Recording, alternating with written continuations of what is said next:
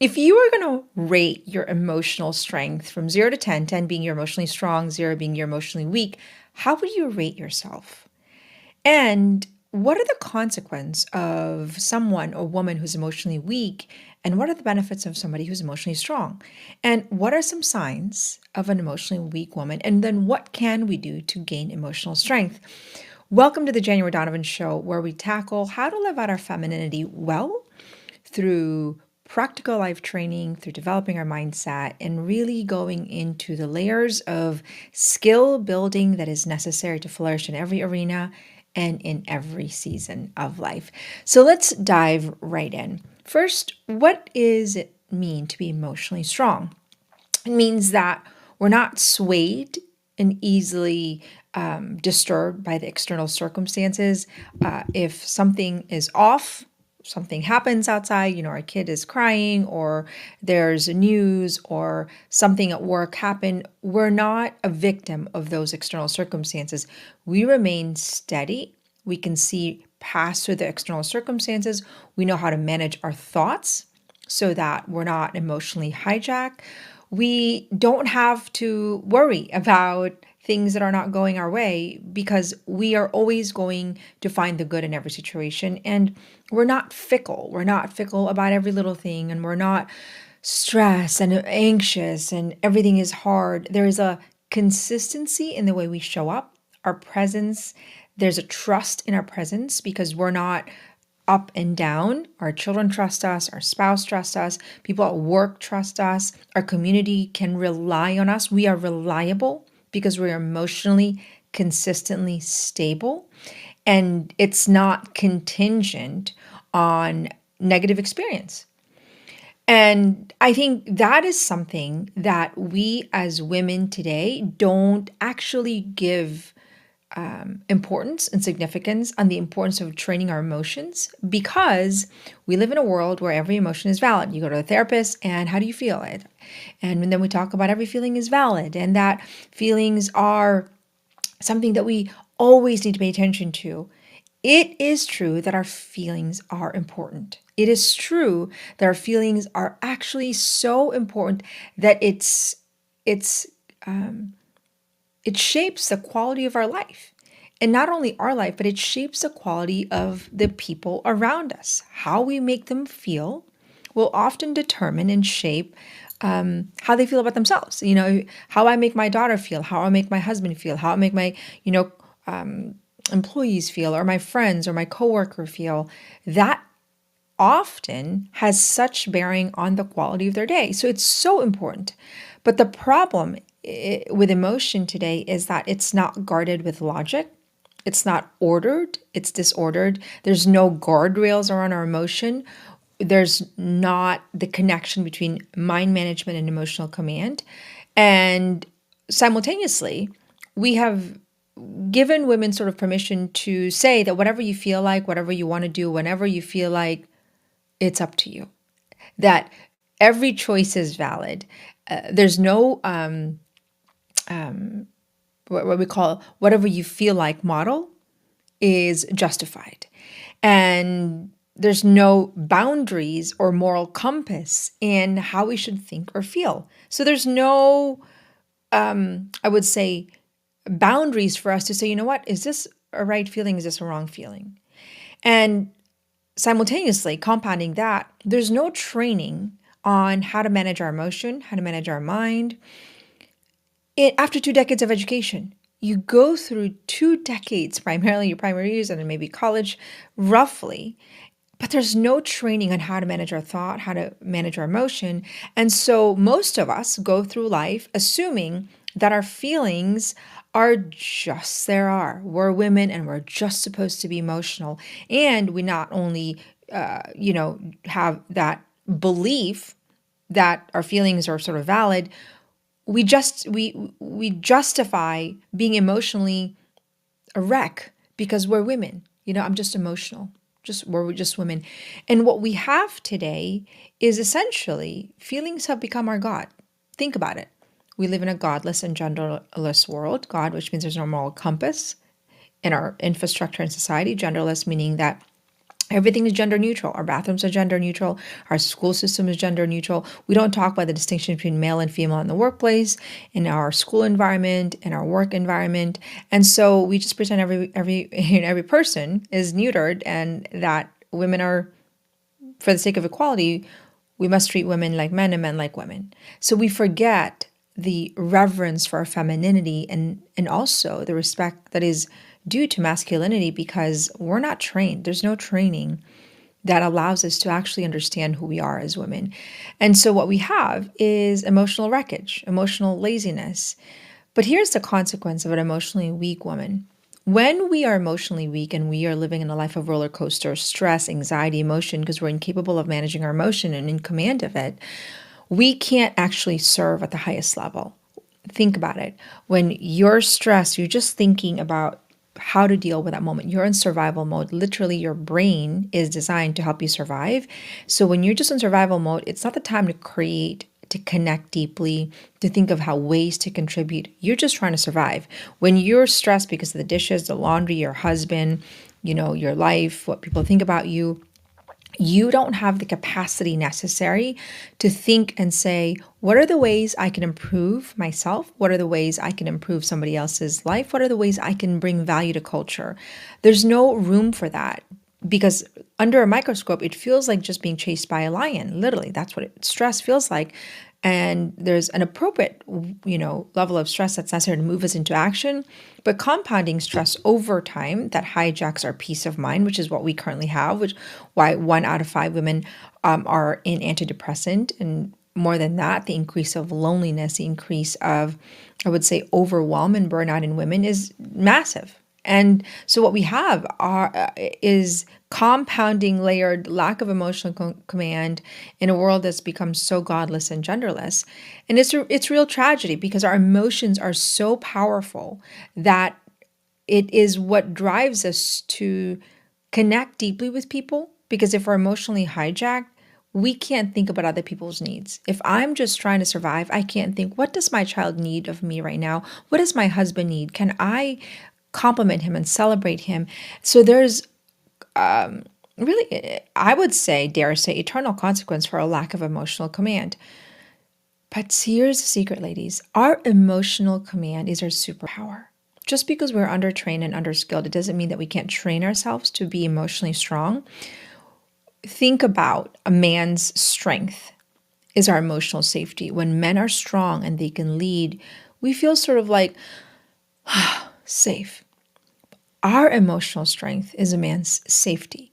It's their haven. When they go out to the world and they're trying to slay the dragon, provide for the family, wrestle with just the difficulties of having to take care of his family, we want them to come home to a safe haven. But if we are a roller coaster and they have to come home to taking care of our emotion, to, managing our own stress, and they are in pins and needles because they can't trust and rely our emotional consistency, where is their safe harbor? So what we have are marriages who men are doing, their part to maybe work, and maybe we work too, but we come home and we are a mess. So now there's no haven for our children. There's no haven for our husband. Now we wonder why they want to be outside of the house. Now we wonder why our home isn't a joyful place. Well, we are that pillar in our own home, and it begins with our capacity to manage our mind and be in command of our emotion. And emotional command means we don't feel. That's not what it means. On the contrary, we manage how we feel. We manage it so that it doesn't actually, we don't become a victim of it. We understand to say, I feel this way. Why do I feel this way? I'm going to make sure that I want to talk to my husband and make sure that this feeling of frustration of my husband, I don't bleed into my children. I don't bleed into my coworker or my community. We know how to command our emotion. We are able to steer it to the right direction that is ordered towards our highest good, not suppress it, because suppression leads to depression. Suppression leads to a lot of resentment. That's not what emotional command is. It's the capacity to order our emotion towards highest good. That is a strength of a woman. And our goal here is to recognize with deep humility, where can I improve and how can I improve? Because it's your emotional strength has a ripple impact ripple impact for your future generation. If you're constantly emotional roller coaster, it's not what's taught, it's what's caught by your children. Not only are they not going to want to be home, not only are you going to be a place with pins and needles and they don't want to be around you, they also are going to catch your they're going to inherit your lack of emotional skill, and they're going to then bleed that into their own motherhood and their own relationship when they become wives or they become adults working. They're incapable of managing certain situations because they're emotionally weak. Fragile femininity, what we call fragile femininity. And I want to also make sure that you understand this is a skill that you're not born, but a skill that you're capable of growing into and becoming. You're not stuck. If you feel like you're emotionally weak and it's wreaking havoc in your home, in your marriage, in your work life, in your sanity, in your peace of mind, there's hope. You can change it. Just like a stroke victim can learn to walk again, you can learn to rewire your brain and develop the skill of emotional command.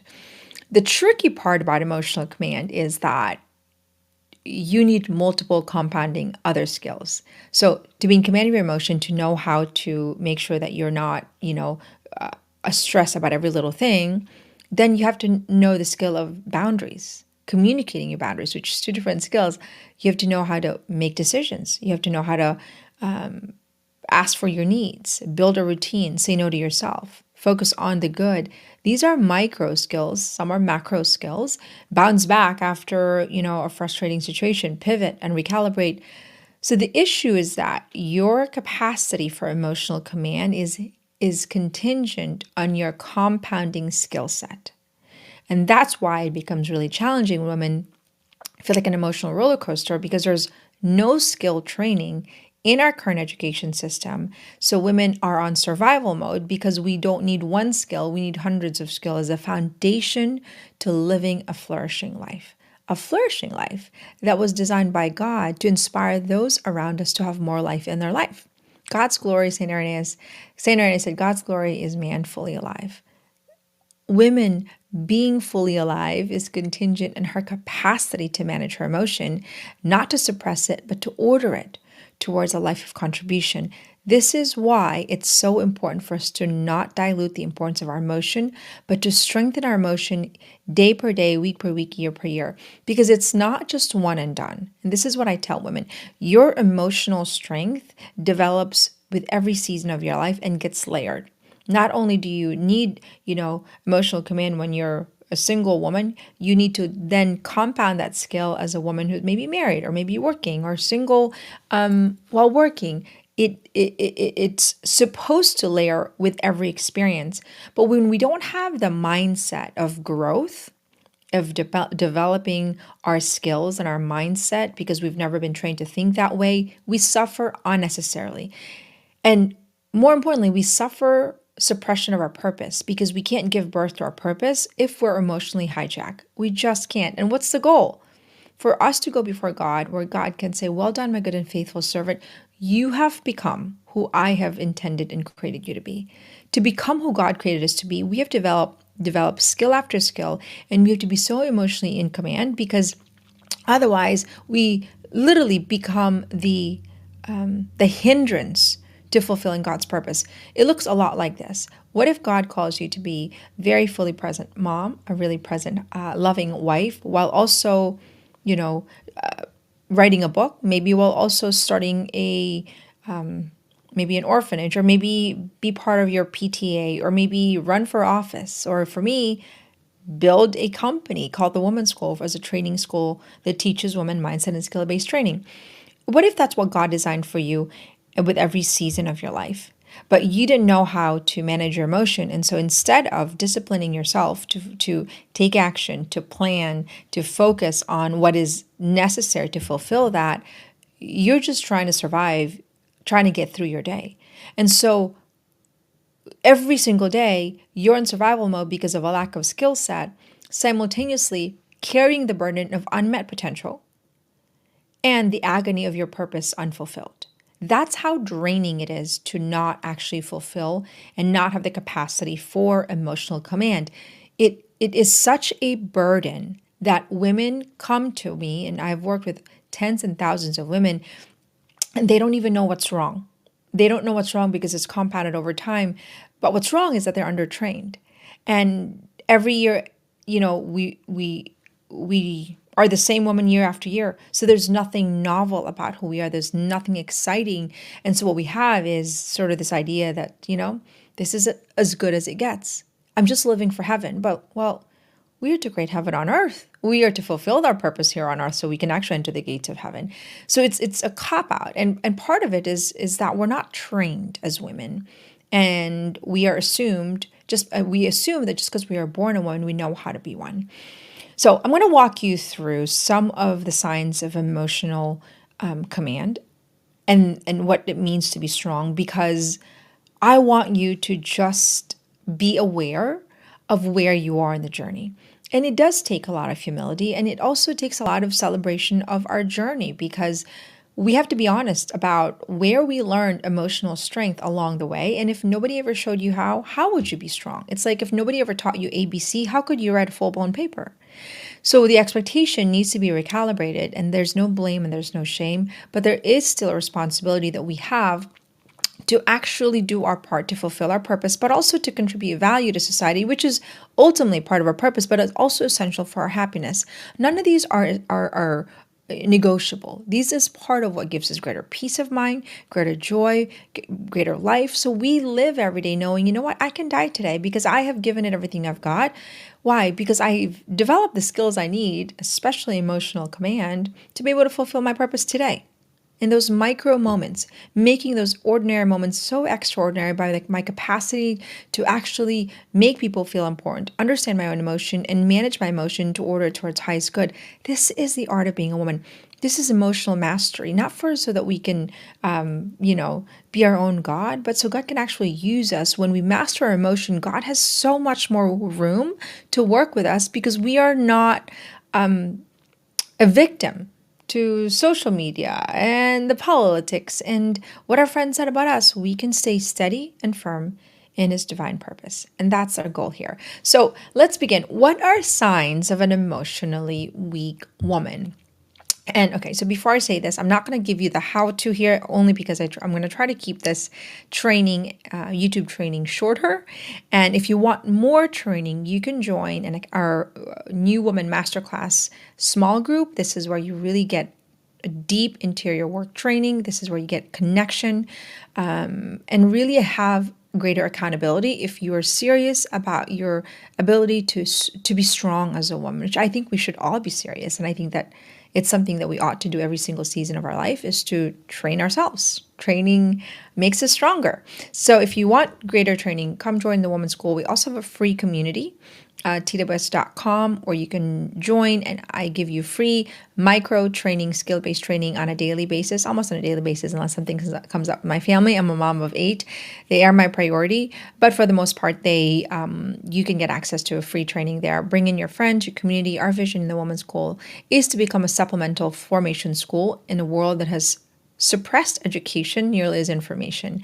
And what we want is to truly equip women with the mindset and skill set necessary to flourish in every arena and in every season of your life. So this is a movement towards formation. And so if you're new here, welcome. You can subscribe on our channel as we continue I'm going to give you training here on YouTube. You can go into our free community, but if you aren't really serious, come join the New Woman Masterclass, the mentorship group. All right, let's begin. What are signs of an emotionally weak woman? Number one, inability to sacrifice. Sacrifice has almost become obsolete in our vocabulary. We don't talk about it. Maybe in our faith circle, we talk about sacrifice. But in a culture where anything that's uncomfortable, hard, we just want to throw it away. We are living for pleasure. The word sacrifice is not welcomed. Everything that's hard is not welcome. We are supposed to just be living this high life of pleasure. The lie behind a lack of sacrifice is that there's no happiness outside of sacrifice. You can't flourish in anything that you want to do outside of sacrifice. If you're called to write a book and you can't discipline yourself to develop a routine, say no to immediate gratification, to sit down and write and discipline yourself, you can't taste the joy that comes from fulfilling your purpose. If you're not willing to sacrifice as a mom, and sacrifice your sleep, your time, and you're going to complain about it, it's going to be really hard to see the good in motherhood. If you can't sacrifice in your marriage, and the idea that everything has to be 50-50, you're calculating everything, you know, it has to be a comparison, a competition, it's going to be a hard marriage. It's probably not going to last. Sacrifice is another word for discipline. It's to die to our current self to give rise to a new version of ourselves. It is essential for us to taste human flourishment, feminine flourishment, is to sacrifice, to learn how to sacrifice and to sacrifice well. How do we sacrifice well? Well, we need to be able to reset our mindset and how we look at things that are hard. Is it hard because it's just the way life is and it's hard? No, it's there because it's there to train us. And that's how we need to see sacrifice. It doesn't always feel good, but see, that's why our feelings are fickle. And if we just do things that feel good, we're in trouble. Feel good, I'm going to eat whatever I want, do whatever I feel like. That is a recipe for an anxious life when we are driven by feelings and that we can't order our emotion towards its highest good. All right, so number 2. Okay. Undisciplined thoughts. Our thoughts are always going. We have tens and tens and thousands of thoughts every single hour, every single day. Our skill and our ability to manage our thoughts and say that thought is not relevant, nor is it helpful, so I'm not going to ruminate in it. We have to ask ourselves, is this thought helpful, hopeful, or harmful? Then you can do that. It's your guardrail. It's your capacity to do that fast, quick, and in the moment to say, these are not necessary thoughts and I need to not do it and just eliminate it. That's a muscle. So disciplining our thoughts is actually the foundation of emotional strength, because our thoughts impact our emotion. If I'm ruminating negative thoughts, I start to feel anxious. Right? So it impacts the way we feel and our emotions when we don't have disciplined thoughts. Discipline is what? Another way of sacrifice. But the key thing is being aware when there's thoughts that no longer serve you. So you have to ask yourself, 0 to 10, how disciplined are you in replacing negative thoughts with positive thoughts? Okay, and policing those thoughts. All right, number 3, validates every feeling. Our feelings are not always right. Ryan always tells me, well, just because you feel that way, that doesn't mean it's right. And it's true. And we always say, we don't want man to solve our problem. Well, we don't right away, but we kind of do, right? Because we need somebody to kind of help us walk out of that situation when our feelings are taking over. And yes, our feelings are, in a sense, real. We feel it. And we shouldn't suppress it, but it doesn't mean it's the right feeling, right? Like, I feel so horrible about myself, Mom. I'm like, well, I know you feel that way, but that's not accurate feeling about yourself. And not only is it inaccurate, that's a really bad script for you to see yourself, because your thoughts and your perception shape the way you see yourself. The words that you shape the way you see yourself and the world. And so we need to make sure that our feelings, though we can feel it in that moment, we have to quickly say, is this, feeling valid, or am I making a big deal out of every situation? I do feel this way, but it's actually, I just need 20 minutes and I know I'm probably going to process myself out of these emotions. Our feelings need to be checked. They need to be ordered to our highest good. We need to make sure that, what? I feel like God is telling me to do this, and I said, well, we need to make sure that we use our logic to think about our, what is our highest good? I feel like eating rice every single day. Well, I can't have rice every single day because I get brain fog because I'm pre-diabetic. Our feelings need to be guarded by logic, and we need to know how to do that. We need to know our time frame. We need to do it strategically so that we don't suppress our feelings, but we also don't become a victim to our feelings on a daily basis, because that is a hard way to live. Emotional roller coaster. Number 4, we sweat the small stuff. We sweat the small stuff. If we make everything a big deal, everything is dramatic and everything is hard. Why? Because there's so many things that do not work out in our favor on a daily basis. And if we can't pivot our thoughts, like, it's really not a big deal, it's not, it's going to be really challenging to manage every little thing, because everything becomes a big thing. My children actually, my daughter comes up to me and says, Mom, I've noticed some of my friends, they just make a big deal out of everything. Everything's so dramatic. Why? Because I've trained her to think and to have given her language to say some things are not a big deal and you're making a big deal out of it because of the language that you're using. It's horrible. It was impossible. It was terrible. These things that should be used sparingly, not part of our, daily bread. It's like you can have dessert sometimes, or use it accurately. If it was really terrible because somebody had an accident, then that's terrible. But don't use terrible with, 10 times a day, 5 times a day. Why? Because then you're shaping your perception. Everything is just terrible. We complain about the weather. We complain about, somebody's, I don't know, smell. We can't sacrifice, and we sweat all the little things, and all that compounds to basically shape the quality of our day.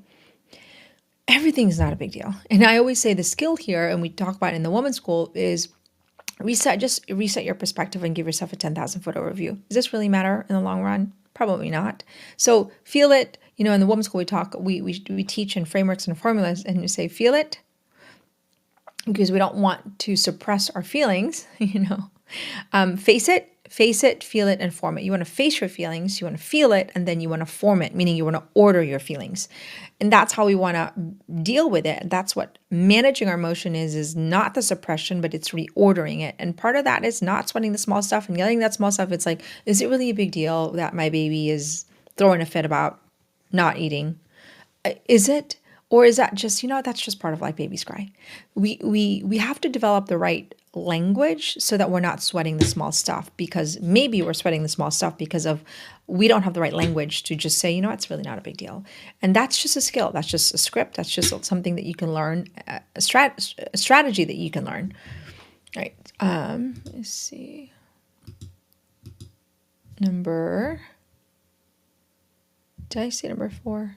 I'm sorry. I did not order it well. We absorb other people's opinion. We're worried about what people think. How could you have emotional command and order your feelings if you're so worried about what people think and how people think about you and how people feel? Part of the issue here is that if we think that our self-worth is contingent on how people feel, think, say about us, then we are always going to be emotionally wrecked. Why? Because we can't control other people's opinion. Your child can have an opinion if you think you're a bad mom. Your husband could say, you know what, you're really naggy. Your boss, your coworker, your friend, and all of a sudden you become a victim of what other people's opinion of you, and you're absorbing it as opposed to managing it, which is another skill in itself. Then what you are is an inheritance of other people's opinion, what we call OPO. The goal is to develop your own opinion of yourself, to develop yourself to becoming the woman that you want to be. Then you can harvest other people's opinion with a grain of salt, knowing you are choosing a higher version of yourself imperfectly, but you're not absorbed by it because you have a stronger opinion of yourself than other people's opinion of you. That is a skill. Actually, it's compounding layers of skill set in order to be able to do that. But that is so essential for emotional strength. Otherwise, you're just going to be a walking roller coaster, because inevitably your mother-in-law is going to say something about you, your sister thinks this about you, or whatever, the circumstance will be. Your strength is so crucial for your peace of mind that you need to be aware of the things that are making you emotionally weak. Now, the goal for you is to first pay attention to your emotional strength. Number 2, recognize that you are not stuck. You can grow. You can choose to grow. The world does not need any more emotionally fragile women and weak women. And remember that your emotional strength is everybody's safe harbor. It is pivotal for women to develop emotional strength so that she can become a pillar for her husband, her children, her church, her community. And without that, it is going to be extremely challenging to learn how to become that pillar, instead of us becoming a pillar, a stable pillar for everyone to lean on. We're sort of this rocky, wreckage and kind of a tornado. And that's not what we want. And that's not what everybody wants. But you can train yourself. It's just skills, and it's just a mindset, and it's your commitment to saying, you know what, I'm tired of this. I don't want to be this woman anymore. I can be greater than my current self, and I can train myself to be in command of my emotion and find the community of women that are going to help you grow and hold you accountable to developing your interior strength, because ultimately that's what we want here in the women's school, is our interior freedom, the freedom to choose our highest and best self, because that's what the world needs from us. Why? Because in order for us to assume our rightful role to be nurturers of humanity, we have to be emotionally strong. And what is so beautiful about femininity, the cornerstone of femininity, is receptivity and nurture, our capacity to receive and then nurture. We receive a seed of a man, and then we nurture that to bring life in this world. That is our role, and that is what makes a woman so uniquely different from a man. So what we do is that we receive feedback. You're receiving training right now. You're learning from what you are getting from here, and you're intentionally looking for ways to continually grow yourself. That's receptivity. That's why comparison and competition is so dangerous, because you can't receive, you can't model from other women, because instead of you learning from them, you're comparing and competing from them, which is so tragic, because you can't actually embody your femininity. So you're not receiving, and you have nothing to nurture. So receptivity is your capacity to grow as a woman, and that is your superpower. That is what way God designed you. So whatever you receive here, take it, nurture it, study. Be a woman of study. Be a woman of conviction. Be a woman of contribution. Be a woman who's convicted about creating something that is true, that is beautiful, and that is sharing something that is true, that is good, and is beautiful in the world, so that you can become a vessel for God and with God. And remember that you have something irreplaceable that no other woman can offer this world. You're uniquely designed and uniquely created. And so your role in a world that's become godless and genderless is pivotal, because what you offer this world, no other woman can. And if not you, then who? And if not now, then when? Our world needs you to become fully woman, fully alive, and live out your femininity in a way that is excellent, whole, and ordered towards truth, beauty, and goodness. God bless you all. Join our community if you want further training. And our mission here is to serve you. So if you have any questions, you can email me at january@donovan.com. And I will answer your questions the best I can, so that I can serve you and your needs and your family's needs and your marriages and your community, because at the end of the day, it's about becoming a whole version of ourselves. God bless you.